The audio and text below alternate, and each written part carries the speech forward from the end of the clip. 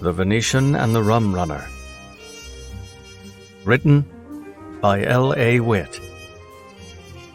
Narrated by Michael Ferraiuolo.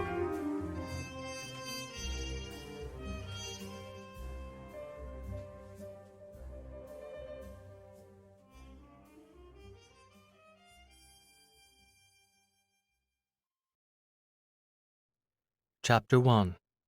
Manhattan, January 2nd, 1924.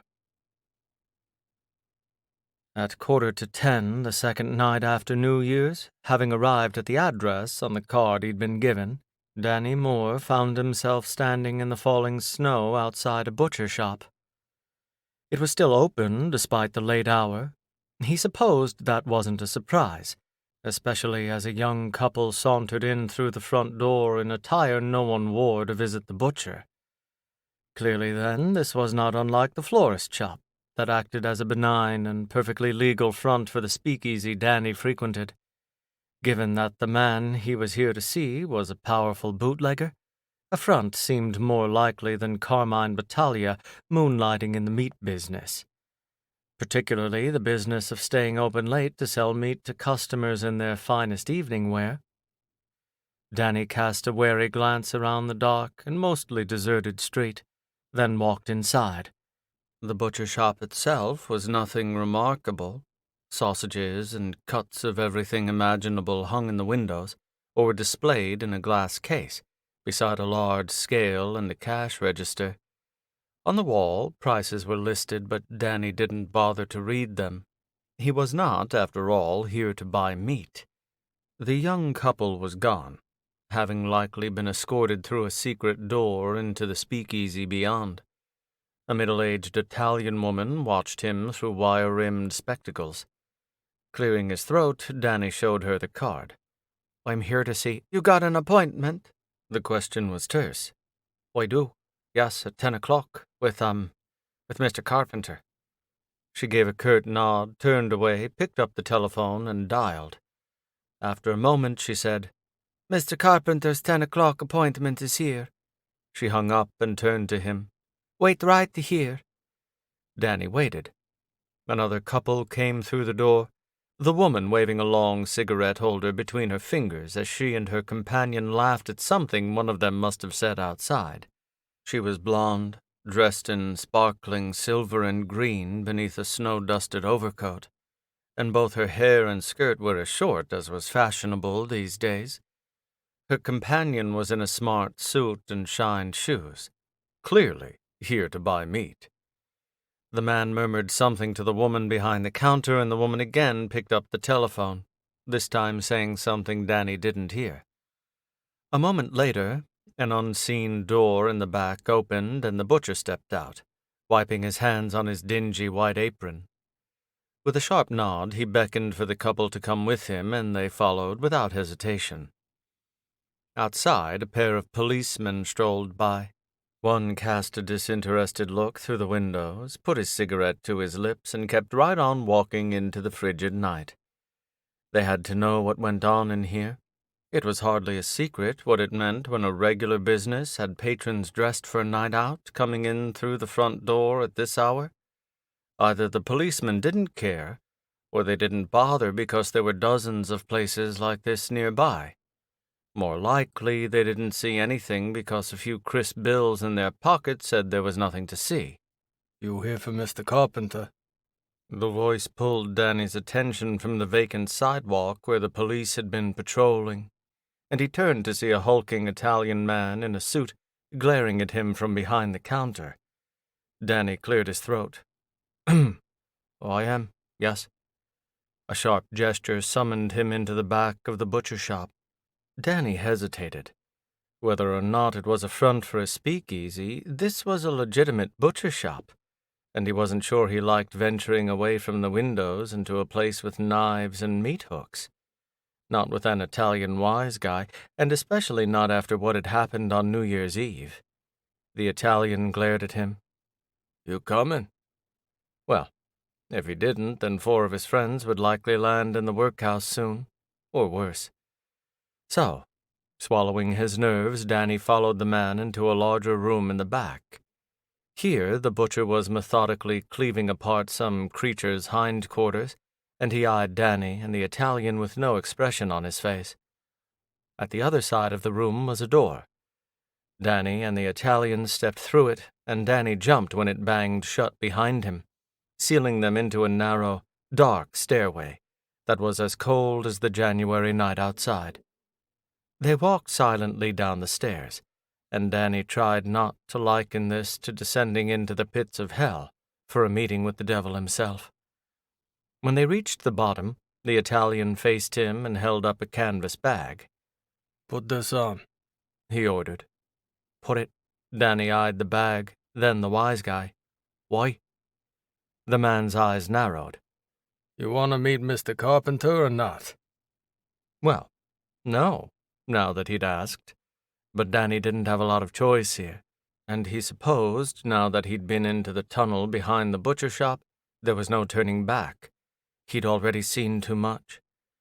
Muttering a few choice words in Irish, Danny pulled the bag over his own head, and he tried not to let his mind linger on what exactly he was smelling. Something sour and decayed. Thinking any deeper than that, he'd probably throw up inside the bag. In fact, maybe that was what— "This way." The Italian took his arm, and what could Danny do but follow him? They walked for what felt like miles. Maybe that was just his nerves, or maybe time seemed to be crawling by because of the horrid stench so close to his face. All he knew was he'd long since lost track of the turns and switchbacks, and that with every set of stairs, even those going up, he was sure he was getting closer to literal hell. Finally, he was ordered to halt.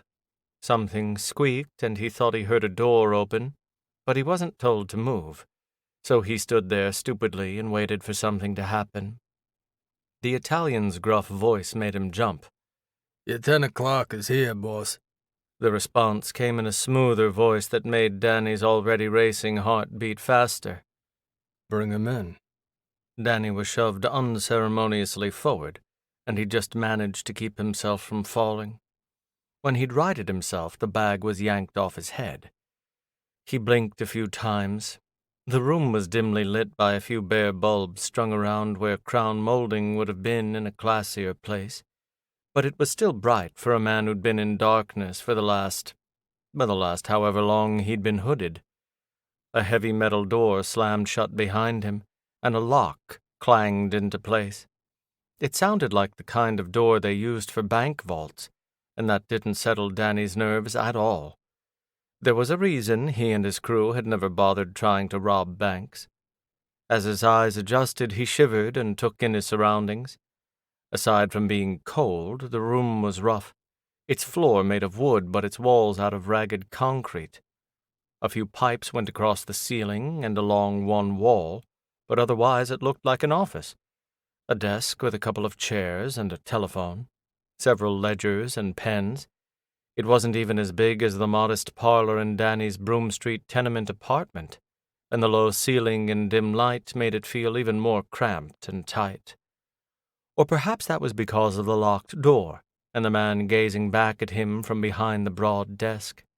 He was Italian, in the usual expensive suit, and he was plainly a gangster, as easy to recognize as Ricky Ilsacci.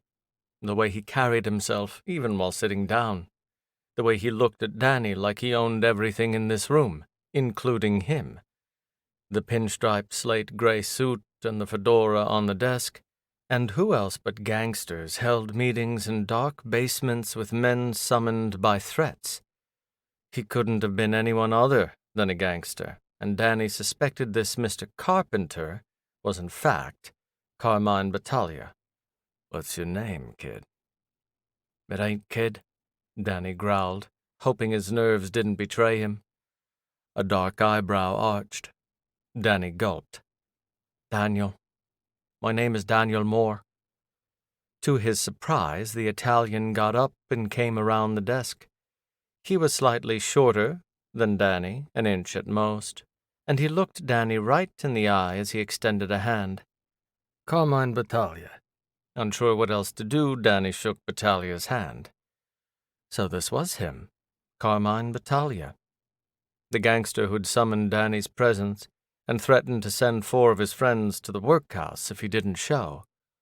And maybe, if Danny hadn't been so uneasy with this whole situation, he'd have spent a little more time focusing on those full lips and near black eyes, or the way the bare electric bulbs cast harsh shadows on sharp, olive-skinned features. He's one of them, Danny fiercely reminded himself. Stop staring and find a way out of here. Well, you wanted to see me? Danny spread his arms. I'm here. Yes, you are. Battaglia leaned casually against his desk, head tilted as he studied Danny intently. I understand you're in charge of a group of thieves who broke into some suites at the Plaza Hotel on New Year's Eve? Danny swallowed, not sure how to proceed. An odd smile formed on Battaglia's lips. I'm not the police, Daniel. You're a gangster. The words came out with more venom than perhaps was wise. Just tell me what you want, so you won't send my friends to the workhouse. Battaglia shook his head, chuckling softly. I'm not interested in sending you or your friends to the workhouse. But you said, if I didn't come. And you did come. Battaglia shrugged. You held up your end of the deal, and now I'll hold up mine. It wasn't that simple. It couldn't be. Nothing ever was with gangsters involved. So what is it you want? What I want is to put you and your crew to work. Danny blinked. I beg your pardon? I want to put... Yeah, I heard that part. Danny stared at him in disbelief. You want us to come work for you? For gangsters? For Sicilian gangsters? Battaglia inclined his head. You would hardly be the first Irishman on my payroll. Setting his jaw, Danny glared at him. Your kind put 2 of my brothers in the ground. I'd sooner work at Tammany Hall than with the likes of you. Battaglia's expression hardened just slightly, but his voice stayed calm. And you don't think plenty of my kind are in the ground, thanks to Irishmen? With any luck, they're in hell. The gangster's eyebrow rose slowly. Danny's heart went wild. This was dangerous. So dangerous. He may as well have spat in the man's face and cursed his mother. Perhaps not the wisest thing to do when he was in a locked underground office with a powerful gangster and not the faintest clue how to get back to street level. But he didn't take it back. 2 nights earlier. New Year's Eve, 1923. Would you hurry up with that thing? Bernard whispered, looking furtively up and down the hallway between the luxury suites. Someone's gonna see if we stay out here too long. Danny rolled his eyes and continued picking the lock, a task that would have been much easier without gloves on. If your man had gotten us keys like I'd asked, just open the bloody door. Gritting his teeth with both nerves and irritation, Danny kept working at the lock. Bernard's contact had provided them these uncomfortably starched uniforms so they could blend in with hotel staff, and he'd given them a list of the suites where the richest guests would be staying. Bribes had persuaded security to look the other way as the staff had come up to tidy rooms and freshen up linens, while guests were at the big party downstairs. So maybe a set of keys to the suites was asking too much, but it would have made the task easier, faster, and safer. It would also be easier, faster, and safer if Bernard shut his mouth and let Danny work, but Bernard had never been the patient sort, and he apparently didn't mean to start tonight. Jesus, Mary, and Joseph, Danny. Bernard's foot tapped beside where Danny was crouched. Would you hurry up already before... The last tumbler fell into place, and the lock gave with a satisfying click. Danny pushed open the door and rose, giving Bernard a dirty look. You want it done fast? Close your head and let a man work. Bernard ignored him and slipped into the suite. Danny glared at his back but said nothing. He glanced down the hall. Matthew loitered by another door, a cart part way full of linens beside him, and they exchanged nods. Reassured the lookout was in position, Danny followed his impatient friend into the suite. After he'd quietly shut the door behind him, he paused to survey the room. Bernard had switched on the lights, and a warm glow flooded the parlor and all its luxurious appointments. Gilded wallpaper, polished hardwood and marble furniture, gleaming fixtures, rich red upholstery and carpet. Danny wrinkled his nose as he wandered deeper into the suite. He could do an honest man's work every day of his life, and he'd never have the money to stay here at the Plaza Hotel, not even for a single night, and certainly not in a sprawling suite like this one, which must have been double or more the size of his apartment. He'd never have the prestige or the power to be invited to a lavish event like the New Year's Eve soiree going on downstairs in the grand ballroom.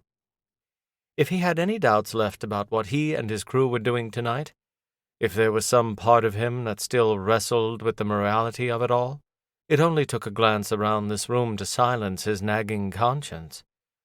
The rich bastards staying in here and partying down there, every one of them dripping in jewelry and swimming in illegal liquor, could have changed the world for all the people struggling to survive where he lived on the Lower East Side.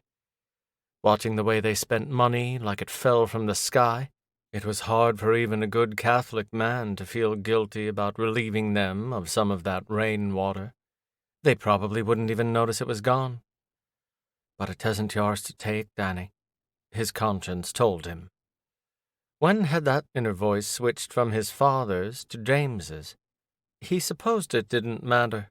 Whatever the voice, could have been God himself. Danny was doing this tonight. He slipped from the parlor to the bedroom, where Bernard was rifling through a drawer. Find anything? Not yet. Bernard shut the drawer and opened the next one down. Still think doing this during the party was a waste of time. He glanced over his shoulder at Danny. They're all going to have their jewelry and things with them. That ain't the stuff we want to steal. Danny opened a trunk by the foot of the bed. What we take, they won't mess. And they won't be so quick to report it, yeah, I got it. Bernard huffed and shoved the drawer shut. But will anything we get be worth the damn trouble? That watch you lifted from the last suite should pay rent for a month or two. For all of us. Bernard huffed. Ain't much of a scar if it just keeps us in those places. You'd rather sleep on the street? Bernard grumbled something Danny didn't hear, and Danny didn't ask him to repeat it. He understood his friend's frustration. The whole crew had debated the idea and whether the payday would be worth it. But these were desperate times. They all needed food and rent. They all needed money for their families here and back in Ireland. A lackluster payday was better than a prison sentence or a bullet. But God Almighty, was it too much to ask for this complex heist to turn a profit? Because after they'd paid everyone they'd bribed, they were all skint. Danny wasn't as sure as he wanted to be that there'd be enough left to split amongst the 8-man crew, not even after they sold that fancy watch. Hopefully the other lads are having better luck. The night wasn't over, though, and any one of them could find something good and valuable in a nook or cranny, so he kept searching. The trunk Danny'd opened didn't yield much except some expensive cigarettes. The crew would decide later if those would be sold or smoked, and a filigree-edged hip flask containing something that smelled strong and expensive. After pocketing both, he moved on to the wardrobe. The doors opened smoothly without a single squeak of hinges, and as the bedroom lamp lit up the contents, Danny almost whistled. 2 fine suits hung inside. He didn't even have to touch the soft material to know they were expensive. These were the types of suits that were tailored and exquisite. They were meant to tell anyone who looked that this was a man of money and influence. There was an overcoat as well, and Danny reached in to check the pockets for a watch, some coins, some cash, whatever rich men sometimes left in their coats. But his fingers stopped at the edge of an outer pocket, and his heart jumped into his throat. The pocket was sewn shut. Blood pounded in his ears as he reached for the other side of the coat. That pocket was also sewn shut. Oh, hell. There was only one type of man who went around with his pockets sewn shut like that, and that wasn't a man Danny wanted to be stealing from. He gulped. "Oh, hey, Bernard?"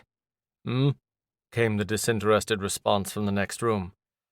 "I don't suppose your pal told you who the guests were in these suites?" "Just a bunch of rich bastards." The shrug was almost audible as Bernard came back into the bedroom. "Why?" Danny pulled the overcoat partway out of the wardrobe and turned to his friend. "Because I don't think this is someone we ought to be crossing." Bernard's eyes went to the jacket, then to Danny's fingers tugging at the pocket, and his disinterest vanished. He hurried across the room and peered into the wardrobe. "Oh, Christ. No one said anything about gangsters. We should get out of—" The shrill peal of a bell cut him off, and both their heads snapped toward the door. "Oh, no," Bernard breathed. "Light!" Danny hissed. He shut the wardrobe, sprinted out of the bedroom, and switched off the lights in the parlor. The suite went dark, and he paused near the door, listening over the sound of his thumping heart. Outside there were footsteps and voices. "Get down," Bernard said. Danny crouched low, glanced around in the darkness, and finally settled on ducking between an armchair and the wall. His arm met the hot metal of the radiator, and he almost let go of a hiss as it burned him through his sleeve, but he kept his mouth shut. The door swung open, the lights came on, and a petite, dark-eyed flapper sauntered in, the dangling beads on her short silver dress clattering with every step. The man who strolled in behind her was definitely the man whose sewn-up coat Danny had found in the wardrobe. He wasn't tall, but he was stout and broad-shouldered in the way so many of the Italians were. He was dressed head to wingtip in tailored and pinstriped gray, and he had a scar on his cheek and a grin on his lips as he leered at the woman's backside. Gangster, not a doubt in Danny's mind. He'd seen enough men like this one haunting the cafes and speakeasies in lower Manhattan to recognize them at 100 paces. He'd also seen enough of the fear these men cultivated and the violence they could initiate if duly provoked to know this was a dangerous place for him and Bernard. Robbing a gangster was chancy enough. Lurking in his hotel suite? And that was how a couple of Irishmen earned themselves a one-way drive out into the countryside. Danny's brother Robert had been killed by men like this for much less. Danny exchanged terrified glances with Bernard. They'd just come here to steal. Now they were in way over their heads, and damn if he knew how to get them out of it, especially with the muscle by the door, a pair of hulking men who looked like they were spoiling for a fight. From Bernard's wide-eyed expression, he didn't have any ideas either. He crossed himself. So did Danny. The woman scanned the room, then turned to the man, and her expression hardened. "Them!" She pointed at the wise guys on their heels. "Out of here!" The man with her grinned and gestured for his men to leave, but whatever he thought he was getting from the woman, she wasn't having it. "All right, Ricky." She folded her arms across her chest and fearlessly held his gaze. "We need to talk." Ricky eyed her, seemingly startled by her change in demeanor. "Talk? About what?" Dropping her hands to her side, she released an exasperated sigh. Did you listen to a word I said downstairs?" She gestured sharply at the door. "I need your boys to stop causing trouble at my bar." "Trouble?" He gave a patronizing chuckle. "They're just hard-working boys having a good time. What's to—" "They've started 3 fights in the last 2 weeks." She jabbed a finger at him. "If I didn't know any better, I'd think you sent them in to stir things up." "Stir?" He blinked, then set his jaw. "Why would I do that, huh? Why?" "I don't know, Ricky." She folded her arms again and glared at him. "So my customers quit coming? So the cops show up and shut me down? I don't know." She shrugged tightly. "But I want them out of my bar." "Yeah." Ricky stepped closer, raising his chin, as if to emphasize their height difference. "Or what? You're gonna have your brother tell his boys to—" "If I needed my brother to fight my fights, we wouldn't be having this conversation." "Ah." He grinned and took another step, which sent her back, nearly into the wall. "So, you can handle yourself, huh? You don't need your big brother to—" "The bar is my business," she growled, though there was fear in her eyes now. That's why I'm here. not him. I handle my business. So just tell your boys to— Or did your brother refuse to come because he knows a woman's got no business handling? It's my bar, she threw back, straightening as if she were trying to draw away from him without him realizing what she was doing. And since your boys can't behave, they can leave, and they can stay away. The man came closer, and even the fierce determination in her eyes couldn't mask the fear. She was cornered now, backed against the wall with no way to get to the door except through this slimy gangster. From where he hid behind the armchair, Danny watched in horror. Icy spiders crept up his back. His mind tried to drag him back to Cork, to that afternoon years ago when he'd been a young boy, and he'd been pulled away from playing by the screams of a woman. He'd seen. Fear had kept him still, had kept him silent, but he'd seen and heard it all, and he'd never forgiven himself for it. Listen to me, Ricky snarled at the woman, stepping in so close their chests nearly touched. My boys don't need your permission to— Get your hands off me! She batted away a hand he'd apparently tried to put on her, and when Ricky angrily seized her arm, she yelped. Danny jumped, the vicious grip on the woman's arm reminding him of that other time and place. Another man's hand on another woman's throat. Let me go! She shoved him back with a palm on his chest, but he didn't release her other arm. Suddenly they were screaming over the top of each other in Italian, the woman trying to wrench her arm free while Ricky held fast. The suite door opened and a burly wise guy leaned in. Everything okay and— Out! Ricky barked. Yeah, boss. The door shut again.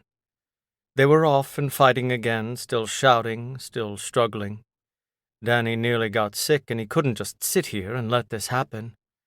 Heart racing, he slipped out from behind the armchair. Bernard grabbed for Danny's arm, but he wasn't fast enough, and Danny thought he heard him curse. Ignoring him, Danny crept quickly and soundlessly across the carpet.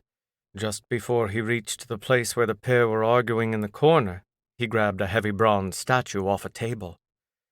The instant Danny raised the statue, the woman's eyes flicked toward him and she gasped. The gangster spun around, but before he could react, Danny swung the statue, and it slammed hard into Ricky's face. The woman slapped a hand over her own mouth, stifling a horrified sound, and the gangster crumpled to the carpet. The statue slid out of Danny's hands, landing with a muffled clang beside Ricky, and the pool of blood expanding from one side of his head. For a second, Danny and the woman were frozen. They looked at each other, at Ricky, at each other again, and Ricky didn't move at all. The woman was the first to pull herself together. She looked past Danny and she set her jaw, the panic vanishing in favor of sharp focus and sheer determination. Do exactly what I tell you to, and you can get out of this alive. Stunned, he let himself be shoved back into a side room, just beyond the open door. She gestured sharply at him. Don't move. Don't make a sound. He nodded mutely, looking past her through the crack in the door. He caught Bernard's eye, and his friend was clearly as confused and terrified as he was. Then the woman screamed. Danny jumped. Bernard ducked back behind a couch like a startled rat. The suite door banged open, and 3 huge wise guys thundered in, pistols drawn. What's going— In here! The woman was sobbing hysterically now, flailing her hand toward the bedroom. He hit Ricky, and then he— She gasped for breath as the men hurried past her.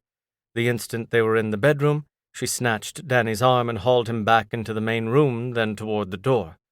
Quieter now, she commanded, Go! We have to go! Danny didn't hesitate, and he didn't ask questions. He hurried out into the hall with the woman on his heels. With a backward glance, he confirmed that Bernard was with them, and they sprinted away from the chaos. Matthew was around the corner, and after pausing for a fleeting glance at the woman, he gestured at the linen cart. Get in. Danny skidded to a halt. There's only room for 2. Bernard, get in with her and I'm faster than you. Bernard clapped Danny's shoulder, ran past, and continued toward the stairs, throwing over his shoulder, Stay with her. There was no time to argue. Danny hoisted himself into the cart. The woman hesitated, but all it took was one glance over her shoulder to convince her to join him.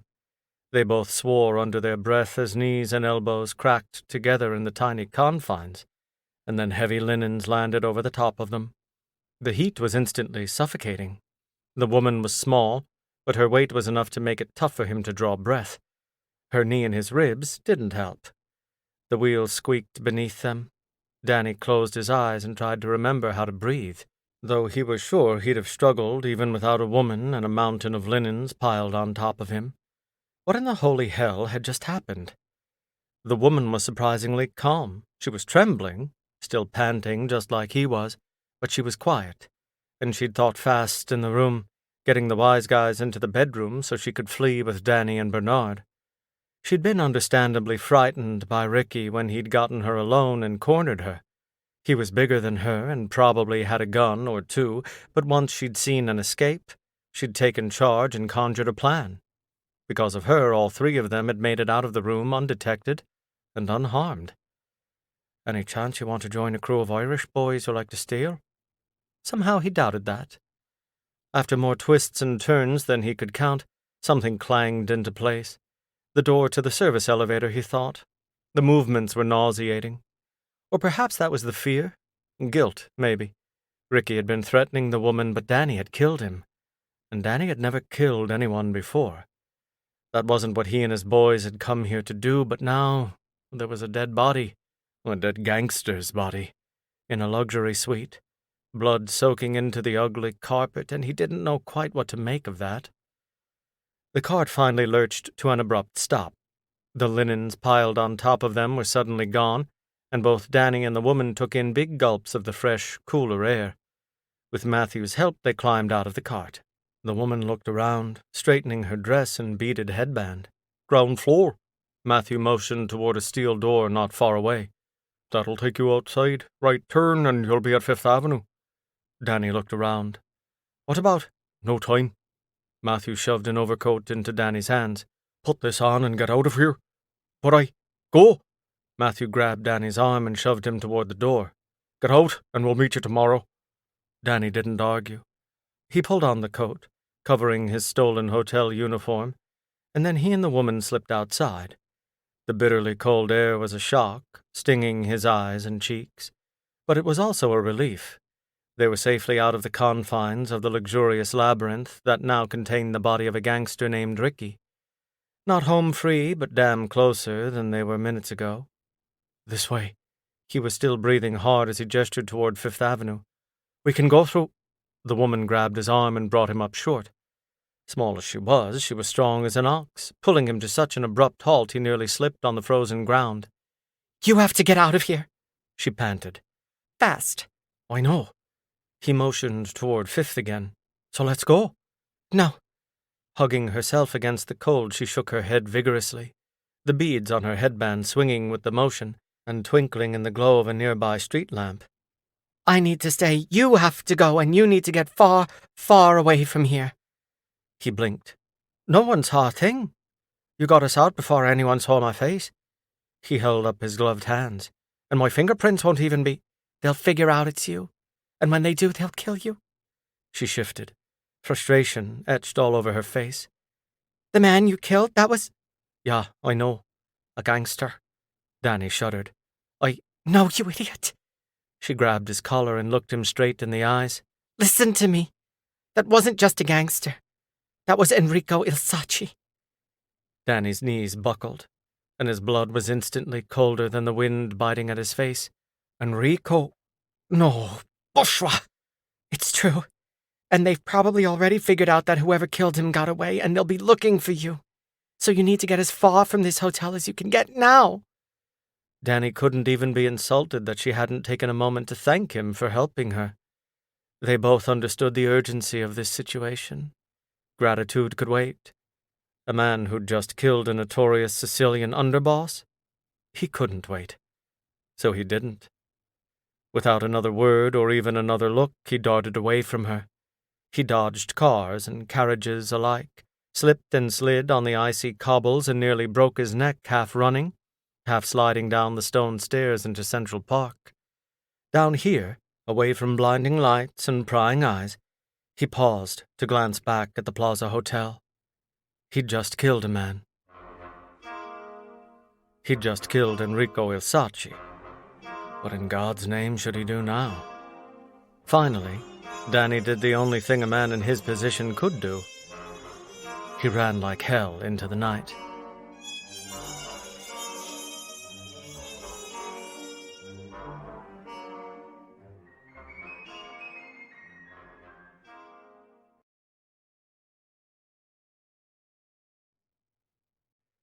Chapter 2. In the light from the huge, sparkling chandeliers overhead, every polished surface in the Plaza Hotel's lavish grand ballroom gleamed, and so did all the beautiful women. In amongst men in tuxedos, the women of New York's wealthiest and most elite families glowed in colorful evening gowns, furs, and jewelry that rivaled buildings for value. At the edge of the room, with a view of everyone and everything, Carmine Battaglia lounged in a horseshoe-shaped red velvet booth, sipping smooth brandy from a crystal highball. A few of his competitors sat and drank nearby, and there'd been some icy looks exchanged between them, but Carmine's boys knew better than to start anything. So did Cola Shiro's, Joe Morello's, and Augusto Ilsacci's. A public altercation at a high society event wouldn't be good for anyone. They were, after all, here as guests. Starting trouble at someone else's party was hardly the gentlemanly thing to do, and every gangster worth his salt was a gentleman first, criminal second. Anything else was bad for business. So they all drank and socialized and were visible. Some high society aristocrats gave them sour looks, and one particularly elegant couple had words with Inspector Coolidge, one of Commissioner Enright's top men in the police department, sitting just a few tables away from Carmine.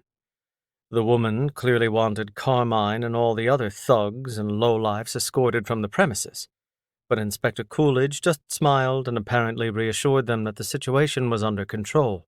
The pair glared at Carmine and at Augusto Ilsacci, then stalked away. Coolidge gave Carmine an amused look and a subtle nod. Carmine returned it. He wasn't worried about being thrown out, not so long as everyone on his payroll was on their best behavior, which they were. After all, it was in Coolidge's best interest not to cross the men who ran most of Lower Manhattan, and who'd greased enough palms to know who was bribing whom at Tammany Hall, or who supplied the illegal brandy he was happily sipping. A couple of campy entertainers made their way through the room, one standing out from all the demure high society wives only because of his height and his wild, animated mannerisms. Nearer to Carmine's table was a somewhat slighter man who wore a tuxedo, along with copious rouge and loud red lipstick, and the way he battered his long, painted eyelashes at various men had guests howling with laughter. At one point he dropped into the lap of Inspector Coolidge, an arm sliding around the man's wide shoulders, and a coquettish expression on his face as he flirted shamelessly. The inspector and his guests all played along and laughed, especially after the entertainer left a bright red lip print on Coolidge's cheek. With a gasp of mock horror, the entertainer grabbed a napkin off the table and wiped at the mark, succeeding only in smearing it. "Can't leave any prints," he said in a loud whisper. "Too many cops around." More uproarious laughter followed. The man finished his pansy performance, and he got up with a flourish, bowing theatrically, to the applause of everyone around him. Before he moved on, he briefly met Carmine's eyes. Though few in the room probably expected subtlety to be a part of the entertainer's flamboyant repertoire, the wink he sent Carmine's way was definitely subtle.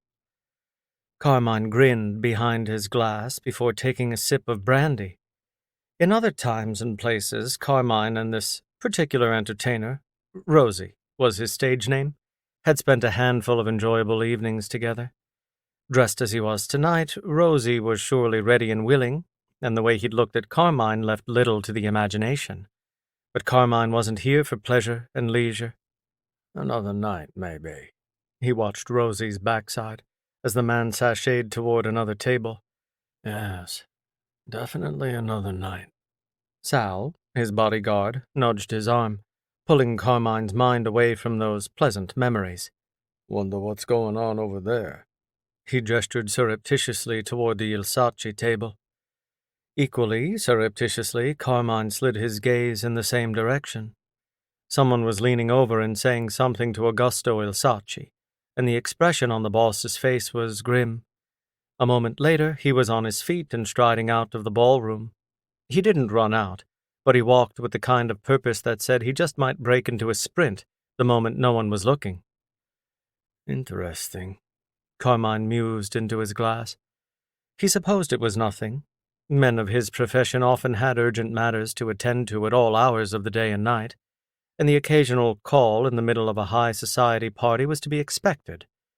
In the circles where he and the Il Sacis moved, though, one of those urgent calls could be disastrous, so he kept his guard up.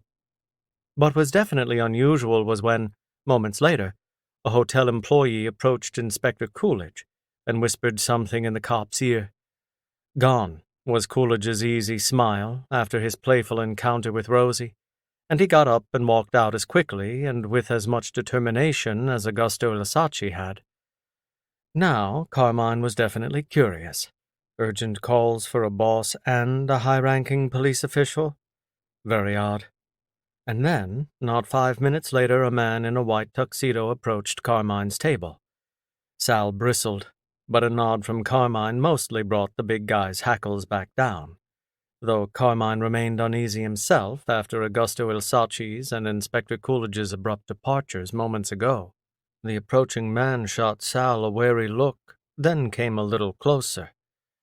"Mr. Battaglia, I'm terribly sorry to interrupt you this evening, but you have an urgent call." Carmine tensed. "A call? From whom?" The man shifted nervously, eyes darting around the table. "Sir, if you could please come with me." Carmine's boys turned to him, expressions asking what they needed to do. He didn't have an answer. Not until he understood the situation. He threw back the last of his drink, then gestured for Sal to get up so he could slide out of the booth. "Boys," he buttoned his jacket, "if you'll excuse me." "You don't want anyone to come with you, boss?" Sal asked, still standing.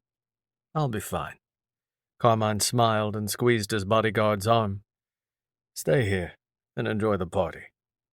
The men were all dubious, but they nodded in response, and someone grunted, "Sure thing, boss."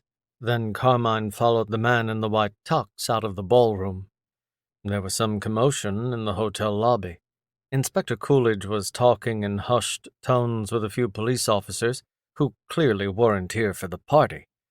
As someone walked into an office, Carmine caught a glimpse of Augusto Il Saci talking to someone, and though he was speaking quietly, he did not look pleased. Carmine's heart quickened. What in the world was happening? Coolidge saw him, and he excused himself from his conversation. "Master Battaglia." He extended his hand, tone and expression flat. All his good humor gone, he said, "Sorry to pull you from the party, but If there's a problem that can't wait, then it can't wait." Carmine shook his head. "What is the problem?" Coolidge glanced through the office door at Il Saci, who had apparently taken notice of Carmine. He was calmly listening to something the other man was saying, but the look he gave Carmine was murderous and cold. Carmine faced the inspector again. Coolidge made a placating gesture. "Listen, there's been—" "Carmine!" Julia's voice spun him around, and Carmine's heart jumped into his throat at the sight of his sister, who had clearly been crying. "Julia!" He threw his arms around her tiny frame and hugged her tightly to his chest, relieved she was all right, even though he'd had no reason to think she wasn't. In fact, up until just now, he'd had no reason to think she was here at all.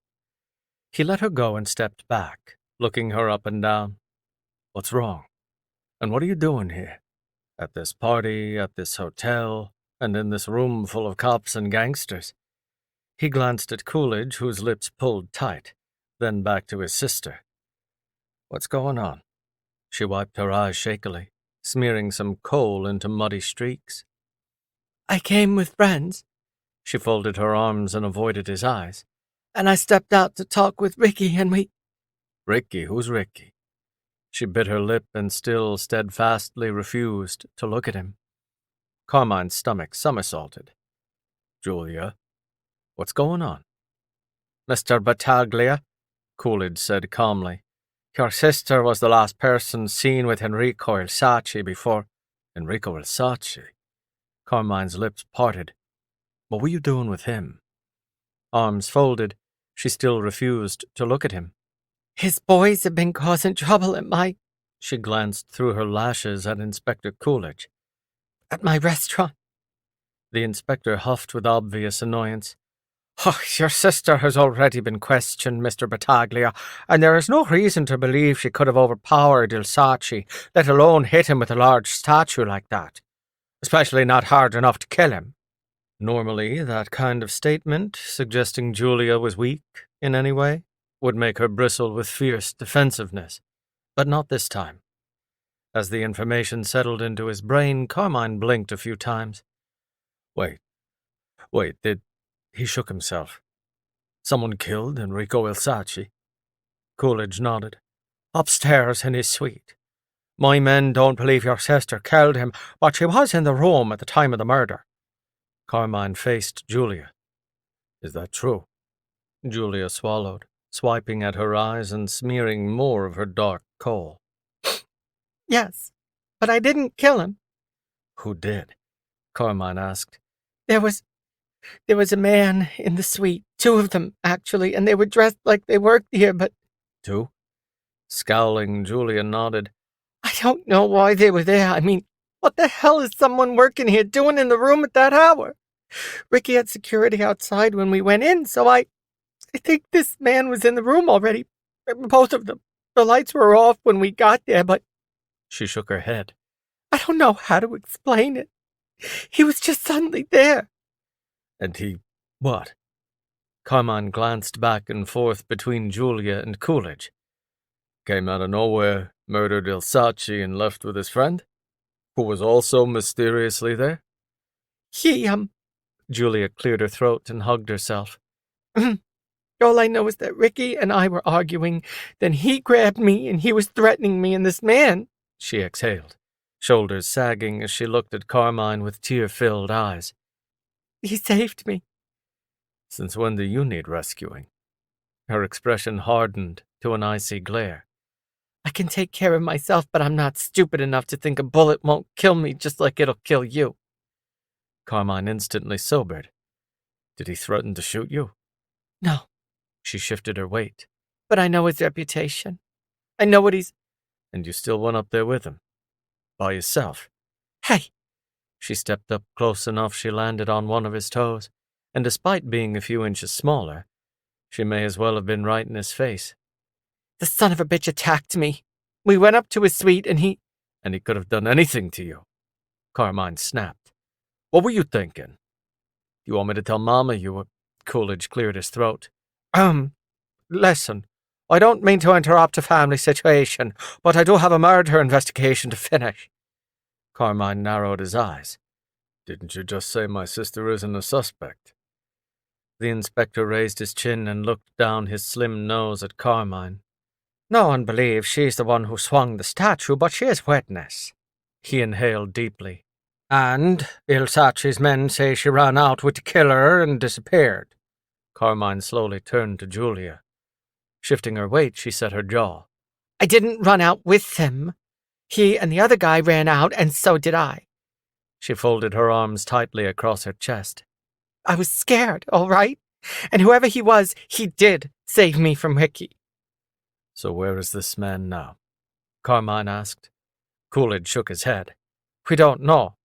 My men did tell me there were some boys caught burglarizing suites on another floor. Irishmen, all of them. Irish? Julia straightened and she grabbed Carmine's arm. The boy who saved me and the boy who was with him, they were both Irish. Carmine cocked his head. What? Are you telling me you were... A couple of Irish thieves were stealing from Ricky, then killed him to save you? She shrugged. All I know is Ricky and I started arguing, and then this red-headed kid comes out of nowhere and hits him with the statue. Carmine eyed her, then Coolidge.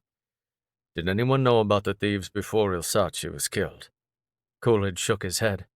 No, They were caught by accident while my officers and the hotel staff were looking for the killer."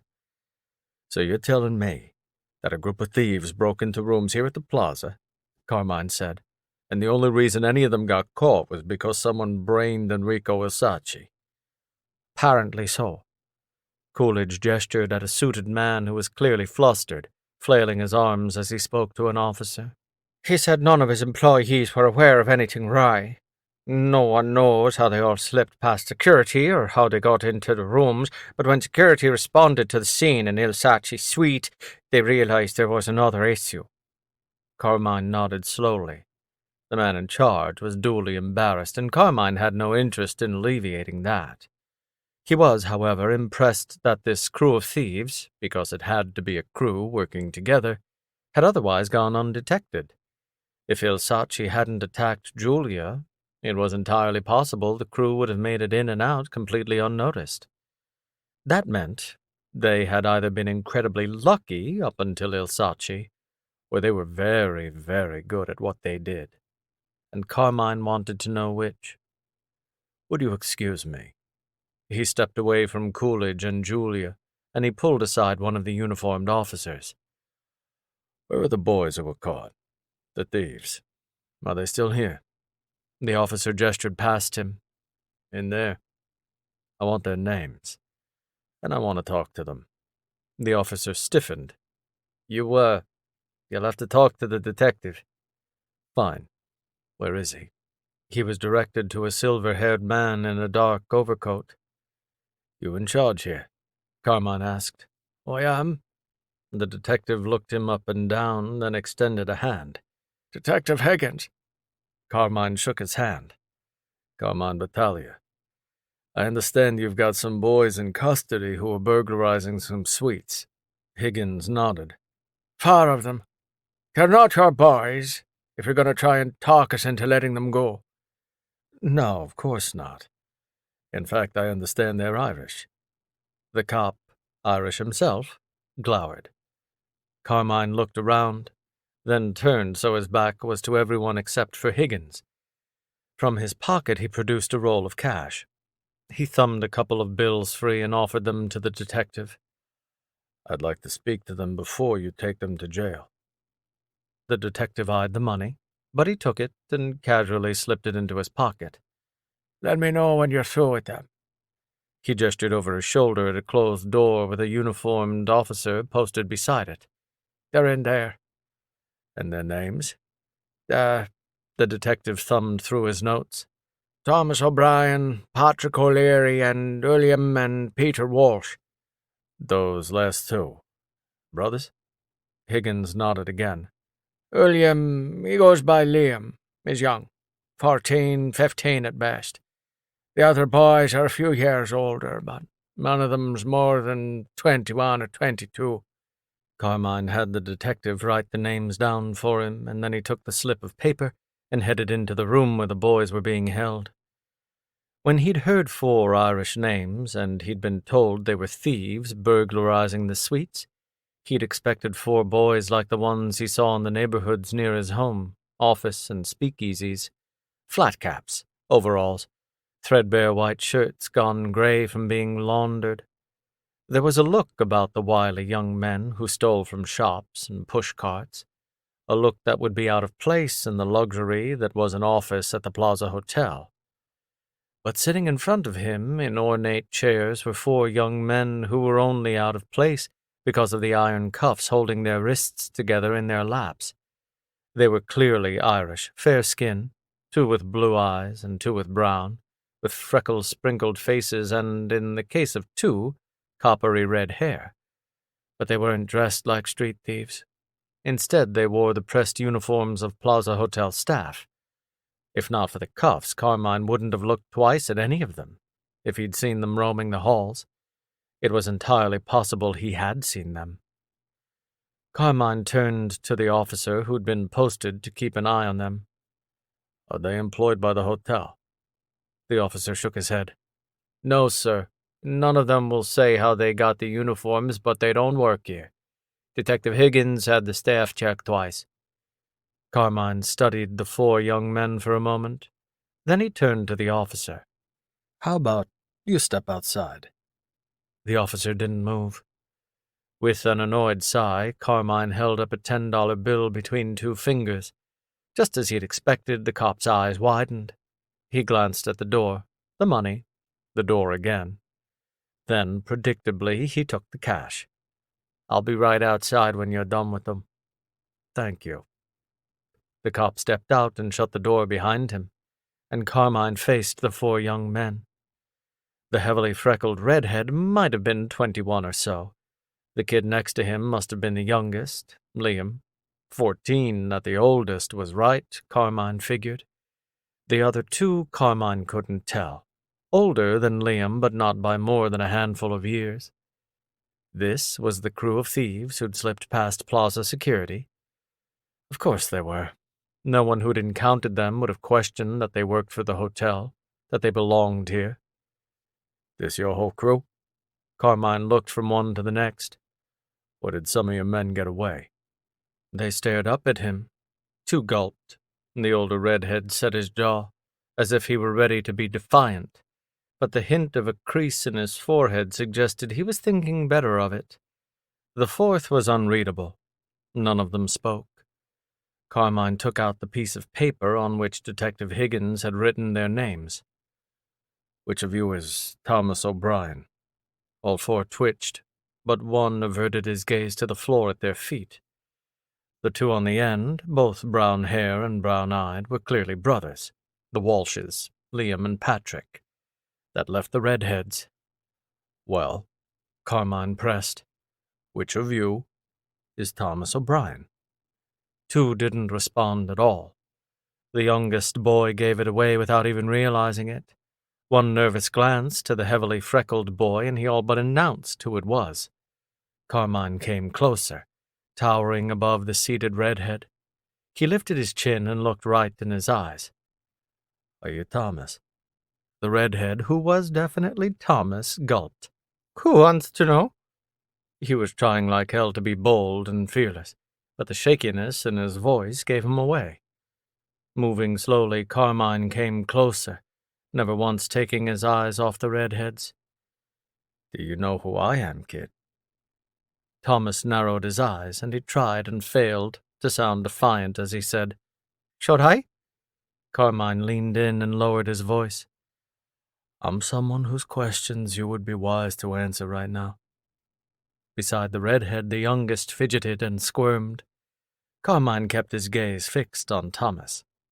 One of the two brothers spat something in what sounded like Irish, and Thomas growled back in English, He can't let us go. Eyes locked on Carmine, he added, Only the cops can. Carmine let his grin slowly come to life. Is that so? Thomas swallowed, but he nodded. It's them that arrested us, not you. All right, that's true. Over his shoulder, Carmine called out, Officer! The cop stepped back in. Yes, sir? Eyes still never leaving the redhead, Carmine said, Bring Detective Higgins in here. The boys kept fidgeting and exchanging worried glances. When Higgins stepped into the room with the uniform on his heels, all four of them blanched. Carmine turned away from the four boys and lowered his voice so only Higgins could hear him. Let them go. What? Higgins stared at him. I can't just... They're petty thieves, Detective. Carmine tucked a few more bills into Higgins' breast pocket. They'll stay out of trouble after this.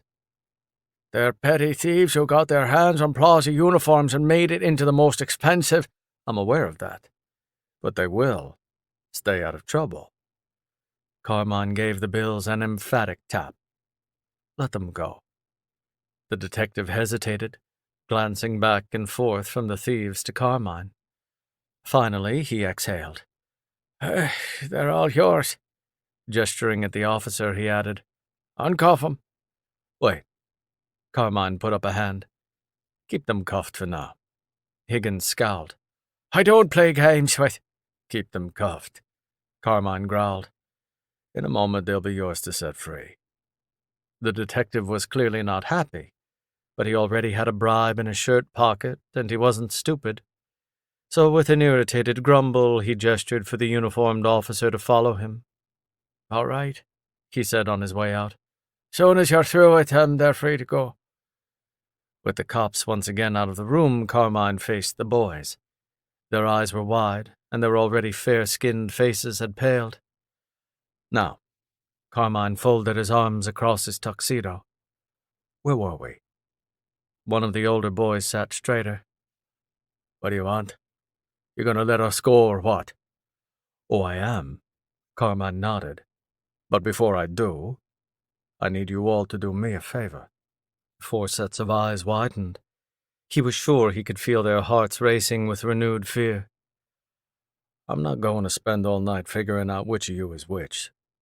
The point is that I know all your names. Carmine held up the piece of paper again, and he read each of their names in turn. I've got your names, and Detective Higgins has your addresses.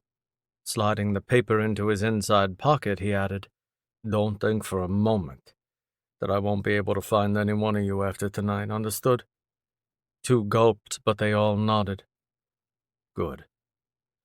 But you won't hear from me or see my face again, and you won't go to jail tonight or land in the workhouse, on the one condition. The 4 leaned in slightly, eyes wide. I want the man in charge of this crew in my office. What for? One asked. Carmine narrowed his eyes. You want to spend the month in the workhouse or not? It didn't seem possible, but those 4 Irish boys turned even whiter. I see your man in charge within the next 3 days, Carmine said in a low voice. Or I personally deliver all 4 of you to the workhouse and make sure it's a long stay. Am I clear? All 4 boys nodded mutely. Carmine opened the door and beckoned the uniform officer back in. Get them out of here. He clapped the officer's shoulder. Once they're out of sight of all these nice people, uncuff them and let them go. He looked right at the 4 boys. And remind them that Carmine Battaglia does not play games. From the wide eyes staring back at him, he didn't imagine they'd need reminding. All right, boys, the officer said. Everybody up? Cuffs clinked and shoes scuffed as the 4 young Irishmen rose. Carmine gave them one last look, then left the office. The lobby had mostly cleared out. Augusto Elsacci was nowhere in sight. He'd probably gone up to see his nephew before the body was taken away. Carmine shuddered.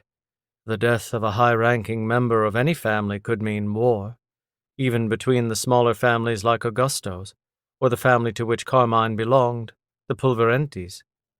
He hoped the blood spilled tonight wasn't first blood in a new war. Stomach in knots, Carmine started across the lobby. Julia fell into step beside him.